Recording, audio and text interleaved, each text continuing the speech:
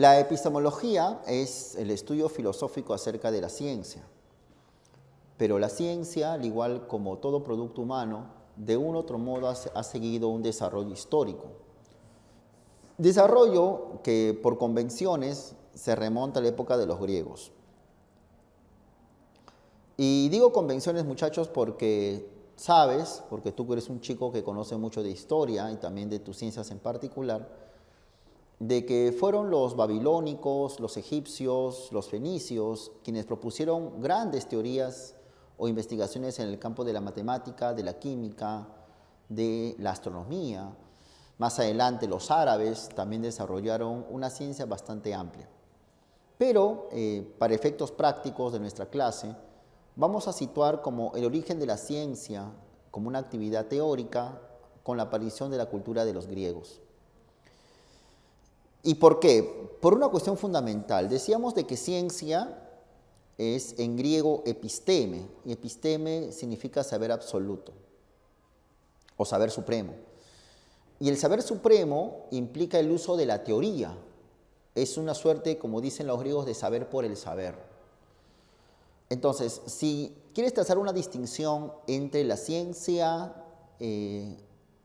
oriental, digamos la ciencia egipcia, con la ciencia griega, sí hay una diferencia notable en que la ciencia egipcia, la geometría que hacen los egipcios, era una geometría vinculada con el ámbito práctico. Los egipcios, cuando estudiaban los triángulos y sus propiedades, lo hacían principalmente para poder irrigar sus suelos áridos, o sea, lo hacían por un sentido utilitario. Los griegos carecían de grandes extensiones de agricultura, prácticamente no cultivaban mucho. Y por esa razón ellos no usaban geometría para irrigar los suelos o algo por el estilo. Entonces ellos estudiaban geometría por el puro saber, por el conocimiento de las propiedades de esas figuras geométricas. Y lo mismo ocurrió con la astronomía. La astronomía puede remontarse a la época babilónica, o más antiguo quizás, pero los babilónicos cuando hacían sus investigaciones lo hacían con el propósito de pronosticar algún suceso histórico o la llegada de un buen clima favorable para la agricultura. En cambio el griego, como lo dicen los mismos filósofos, como estaban muy interesados solo por el saber, querían solamente conocer el porqué del mundo, el conocimiento del movimiento aparente de las estrellas o del sol, que para ellos era real. O sea, en resumen, mientras que la ciencia babilónica, la ciencia egipcia es una ciencia práctica, la ciencia griega es una ciencia teórica. Es una ciencia donde se elabora un conocimiento por el puro saber por el saber. De ahí que nosotros por convención, por esa convención, bajo ese principio, establecemos de que la llamada ciencia antigua se remonta a genios como Aristóteles, como Pitágoras, Euclides, Arquímedes y otros más. Entonces, cuando hablamos de astronomía, por ejemplo, sabemos que la astronomía difundida por Aristóteles y defendida por Ptolomeo era una astronomía geocéntrica. Se planteaba de que el centro del universo es la Tierra, del universo la Tierra. En particular, Ptolomeo intentaba explicar el movimiento irregular de los planetas, que ya los griegos lo sabían, a partir de considerar que si bien es cierto, por ejemplo, la Tierra está en el centro del universo, el planeta Marte hacía primero movimientos pequeños dentro de una esfera y al mismo tiempo esta esfera se movía alrededor de la Tierra. O sea, Marte se mueve así. Por esa razón, diría Ptolomeo, observamos que el planeta Marte se ve unas veces más cerca y otras veces más lejos de la Tierra. Este movimiento pequeñito, Ptolomeo le llamó epiciclo. Era una forma de defender la teoría aristotélica. Teoría que fue muy mantenida, muy conservada, muy defendida durante todo el feudalismo europeo hasta la llegada de la llamada Revolución Copernicana. Copérnico pone ya no a la Tierra en medio, sino, como lo sabes, al Sol. De tal manera que Copérnico ya plantea la teoría heliocentrista. Y por su parte, Kepler, un alemán del siglo XVII, consideró de que los planetas giran alrededor del Sol, ya no tanto en movimiento circular, sino en elipses. Por consiguiente, si el movimiento es elíptico, entonces eso explica que algunas veces planetas como Marte desde aquí se vean lejos unos momentos y otros momentos cerca. ¿De acuerdo? Y claro está, Kepler y Copérnico son heliocentristas. Galileo también formula sus aseveraciones, ¿no? Que le fue, pues, como comentamos una vez con respecto a Galileo en su momento, que llegó a ser condenado por la Inquisición, ¿cierto? Ni hablar a Giordano Bruno, ¿no? Fue quemado por la Inquisición. Isaac Newton y otros notables más siguieron la línea de Copérnico, fueron heliocentristas. Ahora, con relación a las matemáticas, creo que por todos es conocido el famoso teorema de Pitágoras, ¿no es cierto?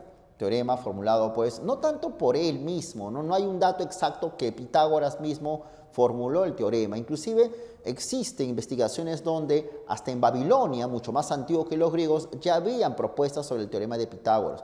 Pero lo que sí es cierto es que el nombre quedó famoso, la escuela pitagórica lo preservó, lo mantuvo, y bueno, pues adquirió el nombre de Pitágoras en honor al fundador de esa escuela. El teorema de Pitágoras es válido hasta ahora y es usado muchísimo en geometría, ¿no? Pitágoras es del siglo VI antes de nuestra era. Pero, digámoslo así, Pitágoras no elaboró una teoría geométrica, ¿no? Él solamente propuso lo del teorema y sobre eso elaboró una metafísica sobre la base de la matemática. Él consideró de que toda la realidad está compuesta de números. Quien sí elaboró una teoría geométrica que vendría a ser la primera teoría de la historia de las matemáticas es el famoso Euclides de Alejandría en el siglo III antes de nuestra era, en su obra Elementos. Ahí postuló sus tesis fundamentales, entre ellas considera algo que de seguro tú sabes, ¿no? Que dado dos puntos cualquiera, ubicados en cualquier lugar, se puede establecer una línea recta. Dado dos puntos, un punto acá, un punto por acá, y se puede establecer una línea recta, ¿cierto? Y otras teorías más. Ahora, y esos postulados de Euclides permitió el desarrollo de las llamadas geometrías euclidianas. El hecho de que nosotros consideremos de que la suma de los ángulos internos de un triángulo den 180 grados es una propuesta de la geometría euclidiana. ¿Y por qué menciono eso? Porque más adelante, en el siglo XX, van a aparecer las denominadas geometrías no euclidianas, donde intentan romper esas propuestas de Euclides. ¿De acuerdo? Ahora, pero de una u otra manera todavía estamos en la época de los griegos. Llega la época moderna, llega la matemática moderna. Me salté un poquito y quiero hablar de Leibniz. Leibniz es un genio matemático que consideró la posibilidad de construir una matemática universal, una matesis universales, la posibilidad de que exista un lenguaje entendido por todos los seres humanos independientemente de su lengua. Eso va a permitir el desarrollo amplio en la matemática durante los siglos posteriores. Además, Leibniz es el padre de algo que para todos es famoso, que son los números binarios, que tú llevas muchísimo en tu clase de matemática, el 0, 0, 1, 1, 1, que es la raíz de la informática moderna. Leibniz tuvo un conflicto con Isaac Newton, una suerte de discusión, los dos eran contemporáneos. Él es alemán, Leibniz, Newton es inglés. Los dos se disputaban la paternidad del cálculo infinitesimal, el cálculo matemático. Fue la Royal Society, una institución que en ese tiempo era como una suerte de Indecopi de la época. Indecopi es una institución del Estado peruano, donde cuando tú inventas algo, tú descubres algo, lo registras para que no te lo pirateen, ¿no? Para que no te lo roben. Entonces, en ese tiempo la Royal Society había recibido la solicitud de inscripción de la autoría del cálculo matemático. Tanto Leibniz como Newton estaban solicitando lo mismo. Entonces, la Royal Society tuvo que decidir y al final decidió en favor de Isaac Newton como el descubridor del cálculo matemático, a lo que Leibniz protestó.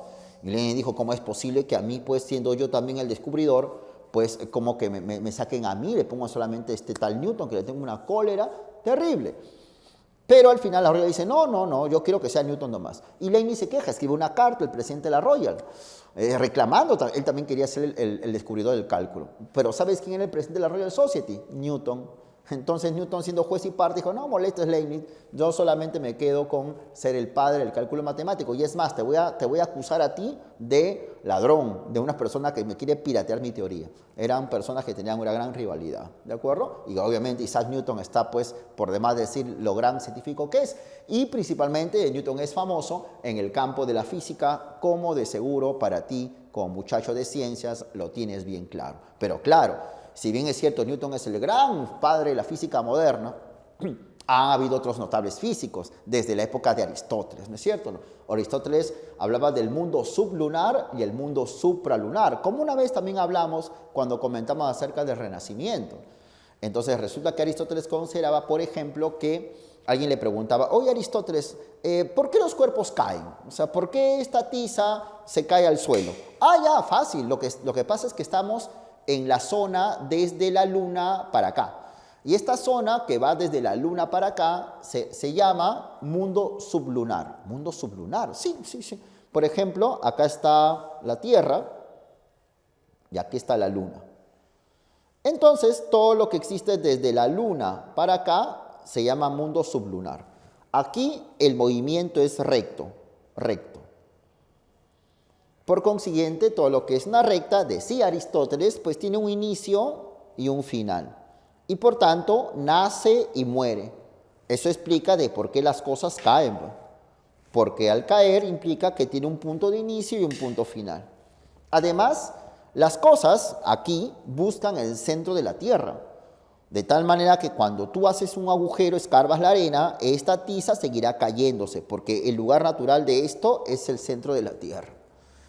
Y aquí está compuesto de agua, de aire, de tierra y de fuego. En cambio, más allá de la Luna, digamos Marte, Júpiter, el Sol, pues es el mundo supralunar o extralunar, donde el movimiento no es recto, sino circular. Y como es circular, es perfecto. Y todo lo que es perfecto no muere. De tal manera que la Luna, el Sol, Marte y Júpiter son bolitas perfectas. Bolitas perfectas, parecidas a una bolita de billar. ¿Y de qué está hecho la Luna, señor Aristóteles? Y Aristóteles responde, la Luna está hecho de éter. ¿Y qué cosa es el éter? Bueno, es una sustancia divina. Y por esa razón la Luna es eterna y se mueve en círculo. Ahí nada muere, nada perece y nada cambia. Interesante. Así pensaba Aristóteles, bien curioso, ¿no? Y por su parte, pues más adelante, quien todavía mantuvo esas teorías fue Arquímedes. Entonces Arquímedes, le es famosa la anécdota que él estaba en la bañera. Y al sumergirse en la bañera, que se bañaba, meterse pues en su tina, el agua sale, ¿no? Tú te metes a una tina, y la tina pues tiene agua, y al meterse el agua, sale. Y ahí exclama su famosa expresión que le hace bien conocido a él, eureka. ¿No es cierto o no? Muy bien, lo encontré.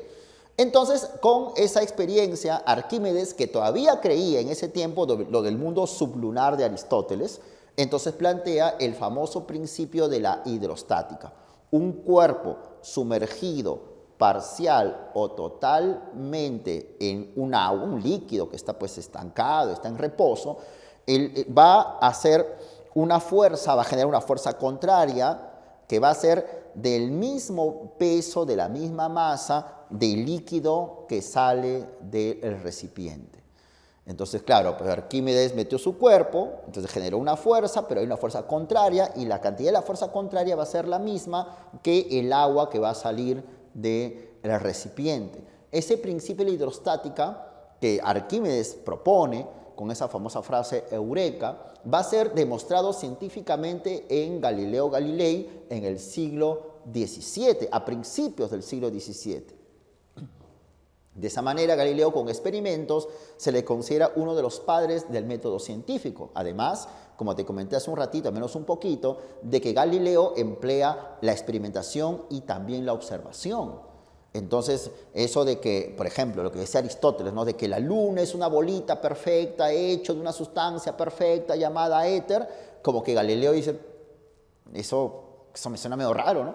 Bueno, si es así, entonces si es perfecto, voy a ver, ¿no?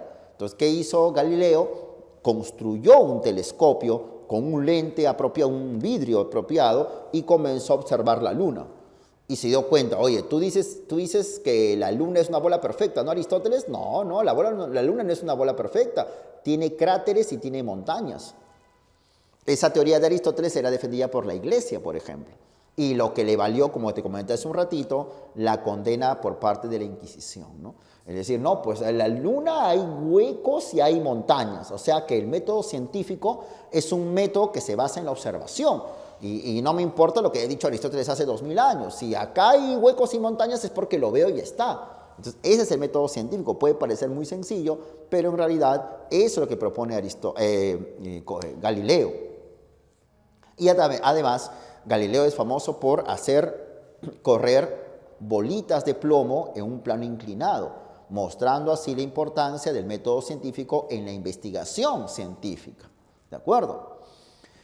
Y más aún, más cosas, ¿no? Galileo, por ejemplo, también observó el Sol y se dio cuenta que el Sol tenía pues manchas, ¿ya? Y llegó a observar hasta Júpiter y se dio cuenta que Júpiter tenía pues satélites alrededor de él. Es un gran científico. Y ni hablar, profesor, pues a Isaac Newton, el padre, no solamente adjudicado a él mismo del cálculo, sino también de la mecánica clásica con sus 3 leyes famosas. Pero en realidad Newton, te cuento algo, él no se consideraba un científico, dice, yo soy un hombre de ciencia, no tanto así. La mayor producción intelectual de Isaac Newton fue de teología. Newton estaba muy interesado en descubrir cómo Dios trabaja, cómo Dios opera. Para Newton, Dios es la gran mente inteligente que ordena el mundo. Entonces, al descubrir esas leyes, dice Newton, está descubriendo las formas como Dios trabaja, son las leyes de Dios. Y gracias a Newton, ya esto del mundo sublunar y sublunar queda totalmente desaparecido, ¿no? Para Newton y para todos sus seguidores, ya toda la naturaleza está compuesta de los mismos elementos y está sujeta a las mismas leyes. O sea, mientras que para Aristóteles, las leyes que están en esta zona entre la Luna y la Tierra son distintas a las leyes que hay más allá de la Luna, para Isaac Newton, todo el universo está constituido de las mismas leyes, está constituido de los mismos elementos. ¿De acuerdo? Claro que eso también es cuestionable, ¿no? Eso ahora con la relatividad ya eso también se refuta. Pero Newton pensaba eso y de hecho es un gran avance, ¿no? Ahora, en el campo de la química también tenemos un desarrollo notable. La química se hace ciencia moderna con las investigaciones de Antoine Lavoisier, que era un intelectual que fue contratado por el gobierno francés para el alumbrado público. Estamos en la época de la Revolución Francesa. Lavoisier es un hombre del siglo XVIII. Y Lavoisier, en la época de Lavoisier, estaba muy de moda una teoría bastante curiosa, la teoría del flogisto. La teoría del flogisto fue propuesta por Johann Becher, que es un alemán, en el siglo XVII. Esa teoría consideraba lo siguiente, ¿no? Por ejemplo, alguien le preguntaba a Becher, oiga, señor Becher, una pregunta. Sí, dígame. Tenemos acá un pedazo de papel, por ejemplo, papel, y acá tenemos la tiza. Si lo quemamos, agarramos una mecha, pues un encendedor, algo, ¿no? Una candela, se entiende de que el papel se quema rapidito, ¿sí o no? ¡Pah! Se quema. Pero si le ponemos la misma cantidad de candela a esto se va a quemar así rapidito como el papel. No. ¿Por qué, señor Becher? ¿Por qué el papel se quema rapidito y por qué esta tiza no se quema rapidito y se demora un montón? Ah, fácil.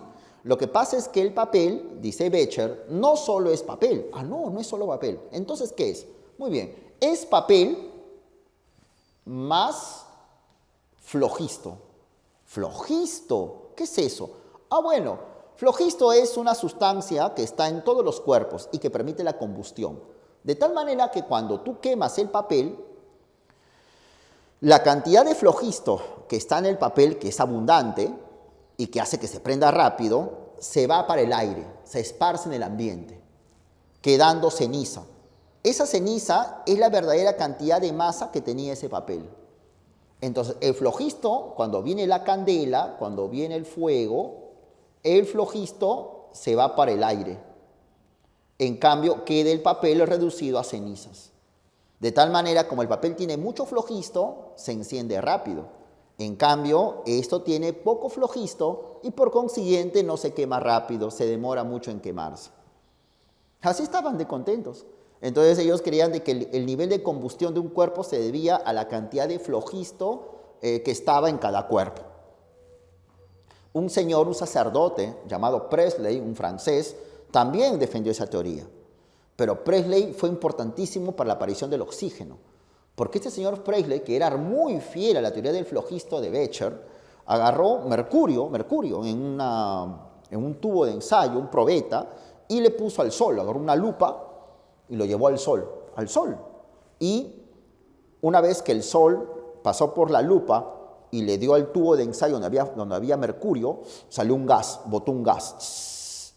Y lo que hizo Presley fue oler el gas. Como es un científico, y son bien curiosos los científicos, comenzó a olerlo.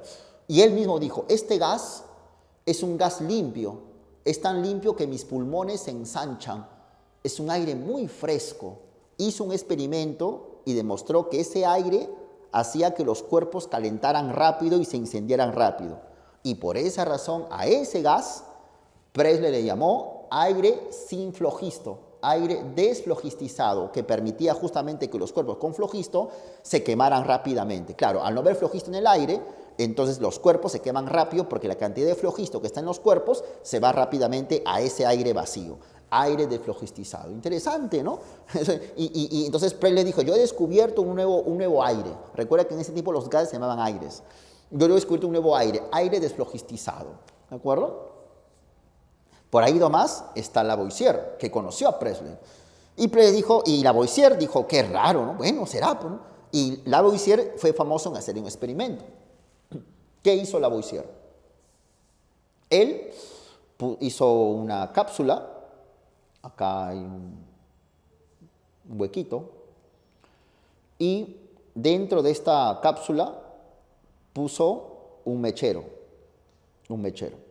Y sobre este mechero, acá puso encimita, ahí sugestado un palito, una barra de estaño. Y lo quemó. Y obviamente acá lo cerró con un tapón, un corcho. Eso hizo Lavoisier, ¿ya? Es un mechero, una barra de estaño, un tapón, y acá está cerradito. Ahora, se entenderá que según la teoría del flojisto, esta candela va a hacer quemar el estaño, y el flojisto que está en el estaño va a subir para esta parte que es el aire, pues, ¿no? Y va a llenar el tanque, ¿no es cierto? De flojisto. Y obviamente al destapar el corcho, el tapón, el aire que está bien ahí con mucha presión, se va a salir, ¿sí o no? Ya. Eso se esperaba, esa es la hipótesis. Y entonces eso hizo Lavoisier, pues, ¿no? Después de un rato que estaban prendiéndose adentro el mechero, quemando el estaño, Lavoisier saca el corcho, ¡puc! Y al sacar el corcho, ya salió el corcho, ocurrió lo contrario. En vez de salir aire de aquí, salir así, el aire que estaba afuera entró. Tú sacas, ¿no? Destapas algo y en vez de que salga el aire de afuera se mete. Como que esto lo chupara, ¿no? Lo absorbiera. Algo que a Lavoisier le pareció raro, ¿no? ¿Qué es esto, digo, no? Entonces él con mucho cuidado levantó esta cápsula, sacó el estaño, la barra de estaño, entonces sacas una barra, ¿no? Con cuidado, que estaba caliente, espero que lo enfríe. Y se dio cuenta que la barra no había perdido la masa. O sea, se supone que según la teoría del flojisto, la masa tiene que perderse, ¿no? Pero dio cuenta que no se perdió la masa.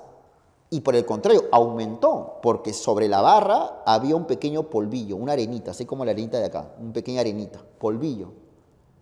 Qué raro polvito, ¿no? ¿Qué es esto? Y como Lavoisier, como todo científico también es curioso, se lo tragó, agarró el dedo, le pasó un lenguazo y lo probó, el polvo, la arenita. ¿Qué es esto? Ácido, ácido. Este es un polvito que genera ácido. ¿A qué se debe este polvito? ¿Por qué la masa no ha bajado si no ha crecido más este polvito? Debe ser el aire que está acá quien ha generado este ácido. Por tanto, aquí hay un aire que genera ácido en los cuerpos. Y ácido significa oxis. Este aire debe ser oxígeno, aire que genera ácidos. Es así que Lavoisier propuso esa teoría a Presley. Dijo, Presley, te has equivocado. El flogisto no existe. Las cosas se queman por oxígeno. Pero Presley no aceptó. No, Lavoisier, tú me estás engañando. Y Presley murió creyendo que existe el flogisto y que había descubierto el aire desflogistizado. Lo que realmente Presley había descubierto es el oxígeno, solamente que Presley no sabía. En cambio, Lavoisier demostró que sí, ese aire desflogistizado era oxígeno, que realmente lo había descubierto. ¿Ya? Y por eso que Lavoisier se considera el padre de la química moderna y el gran descubridor del oxígeno. Muy bien, muy bien.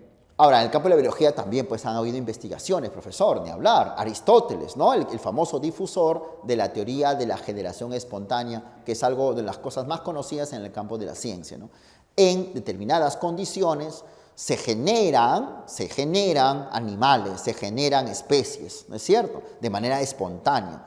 Aristóteles decía, tú pones en una habitación cerrada, pues, ¿no? Pones granos de arroz, pones maíz, cierras todo, te vas, regresas al mes, abres ese cuarto y vas a ver ratones. De pronto aparecen los ratones. En la carne podrida, lo dejas ahí la carne que se descomponga, pasan unos días, pasan semanas, regresas a ver esa carne y se va a llenar de larvas, de gusanos. Ya, entonces es evidente, ¿no? Son las condiciones que hacen que los animales broten, aparezcan de pronto. Y así, esa teoría muy famosa de la generación espontánea se mantuvo durante muchos y muchos siglos. Se desconocía el asunto de la evolución y alguien le preguntaba a Aristóteles, oye, Aristóteles, una pregunta. Ya, tú dices esto, ¿no?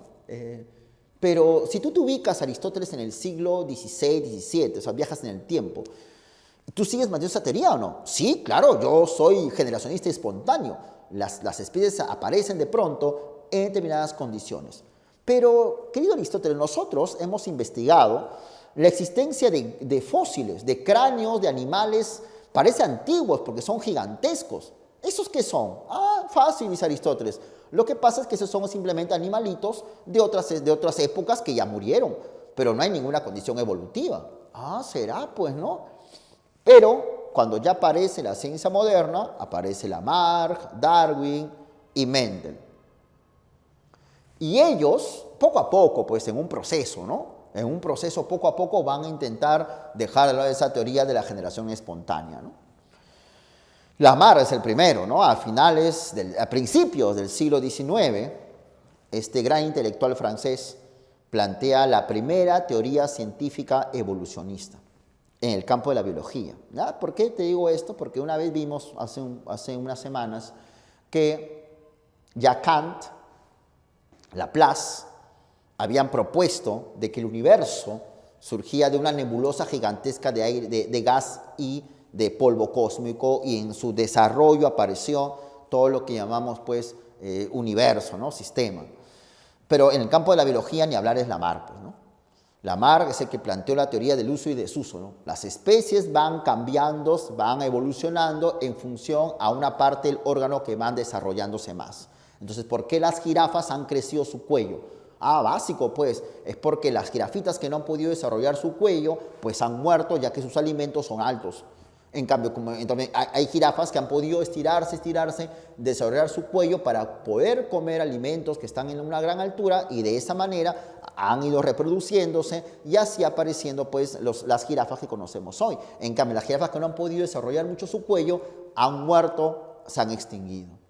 Esa teoría de Lamarck fue muy revolucionaria para el campo de la biología. Hizo que la biología se vuelva una ciencia moderna. Pero considero, de que el gran padre del evolucionismo, el gran padre de la biología, el gran sistematizador de la biología, es el señor Charles Darwin, que en 1859 propone la teoría de la selección natural de las especies. Darwin consideró de que las especies se van adaptando en una constante lucha por responder a las demandas del medio. Años más tarde, décadas un poquito después, Darwin plantea su libro sobre el origen del hombre, donde plantea prácticamente lo mismo y considera que lo importante de que los seres humanos se vean como seres biológicos, de que los seres humanos luchamos por la supervivencia, de que las mujeres deciden con quién pues estar para reproducirse y de esa manera formar hombres más fuertes. Es así que Darwin es el gran padre del evolucionismo. Darwin se hace muy famoso, Darwin es también perseguido por muchos países y Darwin se quedó en Inglaterra, protegido por el gobierno británico. Darwin concebía a los seres humanos como seres individualistas en el cual el hombre en su egoísmo natural por nuestra supervivencia, entonces lo que hace es enfrentarse al otro, luchar contra los demás y no solo eso, sino que las colectividades, o sea, las sociedades también luchan entre sí. Esa teoría darwinista fue tomada por un señor muy conocido que hemos hablado llamado Herbert Spencer. Herbert Spencer le va a dar un sentido social a la teoría de Darwin y por esa razón se llama darwinismo social. Y en particular Gregor Mendel es un checoslovaco que a finales del siglo XIX plantea sus famosas teorías de la herencia que van a permitir complementar el evolucionismo que hace que la biología se convierta en una ciencia moderna. Entonces, chicos, a grandes rasgos, hemos tenido acá un desarrollo de la historia de la ciencia. No vemos que en el campo de la astronomía, no te olvides, Aristóteles y Ptolomeo son geocentristas, Copérnico y Kepler, heliocentristas. En el campo de la matemática, Pitágoras, Euclides, el gran padre de la geometría, y por eso se le llama geometría euclidiana, lo que más conocemos nosotros en la academia, pero también está la matemática moderna, el interés de Newton por el cálculo, igual que Leibniz, el interés de Leibniz por constituir una matemática universal entendida por todos, y es el gran padre de los números binarios. En el campo de la física, Aristóteles con su mundo sublunar y supralunar, Arquímedes, el famoso de la Eureka, el padre de la hidrostática, la ciencia moderna con Galileo y con Newton y su famosa mecánica clásica. En el campo de la química, digamos una química precientífica con la teoría del flogisto, que pues es una teoría que ya no se acepta, falsa, y Lavoisier, el gran padre de la química moderna y el descubridor, se le considera el descubridor del oxígeno, aunque Presley lo descubrió, pero Presley le llamó aire desflogistizado.